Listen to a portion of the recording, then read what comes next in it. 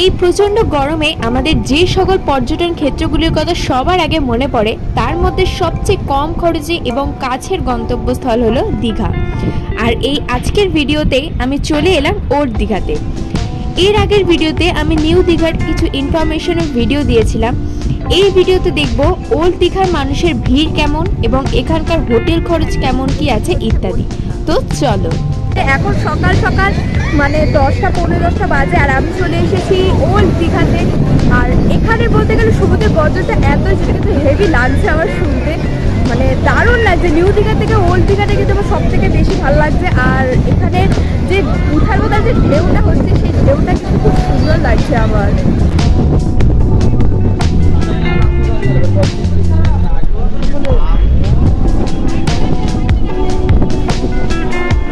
এখন রয়েছে আমি ওল্ড দীঘাতে। তো ওল্ড দীঘাতে দেখো এখানে নামতেই কিন্তু ওই হোটেলের পাশ ধরে রাস্তাটা দিয়ে গেলেই কিন্তু মানে এই জায়গাটা হচ্ছে ওল্ড দীঘা এবং এখানে পাশে একটা হোটেল রয়েছে, হোটেল ব্লু ভিউ।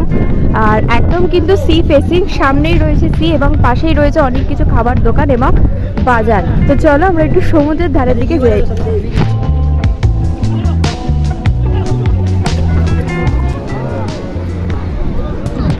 এই হচ্ছে ওল্ড দীঘা। দেখো এই দিকে ধার জুড়ে কিন্তু বসার জায়গা রয়েছে অনেক, আর এই দিকটাতে রয়েছে পুরো পাথর। তো এবং এখানে আসতেই যে হাওয়াটা দিল জাস্ট অসাম। দেখো এখানে কিন্তু ঘাট পুরো একদম নিচে নেমে যাচ্ছে এবং যেহেতু অনেকটা গভীর এবং পাথর রয়েছে প্রচুর, এখানে কিন্তু স্নান করতে অনেকটাই সমস্যা হবে। সেই কারণে কিন্তু এখানে স্নান করে না অনেকেই, মানে স্নান করতে দেওয়া হয় না, কারণ এখানে দুর্ঘটনা ঘটে যাওয়ার সম্ভাবনা রয়েছে। সুতরাং ওই পাড় ধরে কিন্তু অনেকেই বসে রয়েছে, যেহেতু জলটা কিন্তু উঠে যে আসছে সেই কারণে ওখানেও বেশ একটা এনজয় করার জায়গা রয়েছে। আর এখানে কিন্তু ঢেউটাও দেখতে পাচ্ছ, সামনে যে ঢেউগুলো আসছে এটা কিন্তু অনেক কাছ থেকেই আসছে। মানে নিউ দীঘাতে যেমন অনেক দূর থেকে ঢেউটা উঠে আসছে, বাট এখানে কিন্তু দেখো একদম সামনে থেকে কিন্তু ঢেউ উঠে জাস্ট এই ডাঙাটাতে আছাড় মারছে।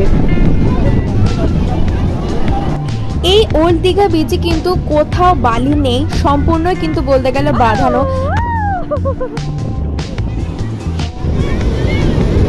ঢেউ এত কাছ থেকে হচ্ছে, মানে জল উঠে কিন্তু একদম পায়ে টাচ হয়ে যাচ্ছে, আর পুরো গেজা মানে ফেনা। দেখো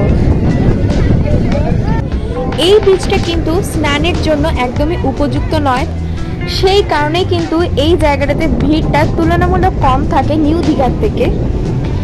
নিউ দীঘাতে আমরা যেরকম দেখেছিলাম যে যেরকম ঢেউটা আসে সেই তুলনায় কিন্তু ওল্ড দীঘাতে ঢেউটা অনেকটাই বেশি আছে। এবং এখানে দেখতেই পাচ্ছ যেহেতু কোথাও বালি নেই, চারিদিকে পাথরই দেখা যাচ্ছে, সুতরাং এই কংক্রিটটার কিছুটা এগিয়ে গেলেও কিন্তু আমরা নিচে পাথরই পাবো, সুতরাং বেশি দূর এগানো আমাদের উচিত নয়। এদিকে দেখতে পাচ্ছি অনেকেই কিন্তু নেমে গেছেন স্নান করতে, কারণ এত সুন্দর ঢেউ দেখে কিন্তু মানে যাদের এত চলে এলো কতটা। তো এরকম সুন্দর ঢেউ দেখে কিন্তু কেউ আর থেমে থাকতে পারিনি, আমার নিজেরই ইচ্ছা করতে যেন চলে যায়। আর ঢেউটা কিন্তু প্রচুর উথাল পাথাল, মানে যেমন দেখতে সুন্দর লাগছে, আর দেখো পুরো ফেনা হয়ে পুরো সাদা হয়ে রয়েছে।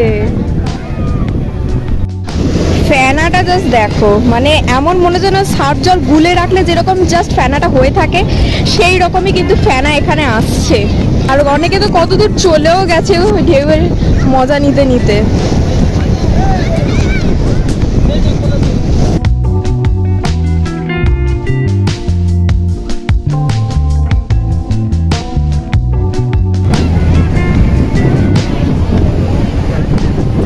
অসাম লাগছে, অসাম। মানে এখানে সত্যি যদি চান করা যেত সত্যি খুবই ভালো হতো, বাট এখানে চান করাটা একটু রিস্কের ব্যাপার হয়ে যায়, সেই কারণে কিন্তু এখানে অনেকে স্নান করে না, বাট ওদিকে স্নান করছেন অনেকেই।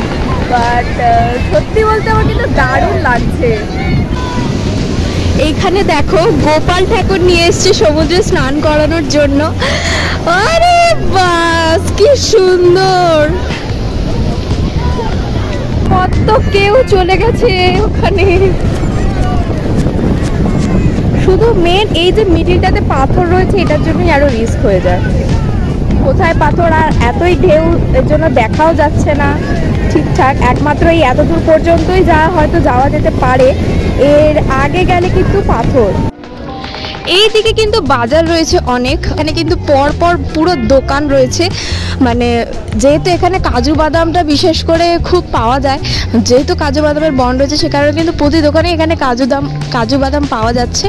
এবং এই চত্বরটা কিন্তু হচ্ছে পুরোটাই বাজার। দেখো ভেতরেও কিন্তু অনেক দোকান মার্কেট রয়েছে, সাথে এই পাশটাতেও কিন্তু অনেক দোকান মার্কেট রয়েছে।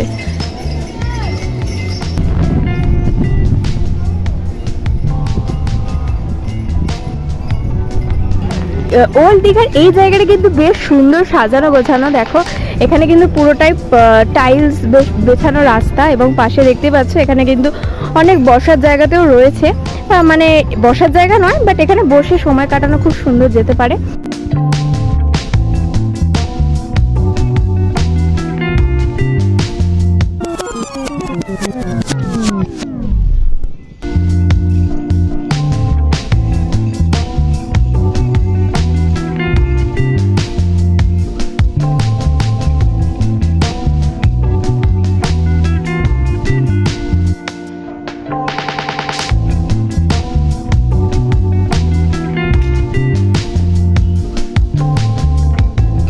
দীঘার এই সাজানো গোছানো জায়গাটা কিন্তু আমার সত্যি বেশ পছন্দ হয়েছে।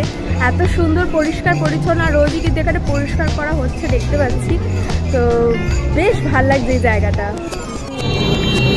হোটেল আদিত্য ইন্টারন্যাশনাল, এখানে রেস্টুরেন্ট কাম বারও রয়েছে, এবং পাশের রাস্তা দিয়ে সোজা চলে গেলে একটুখানি কিন্তু ওল্ড দীঘা বিচ।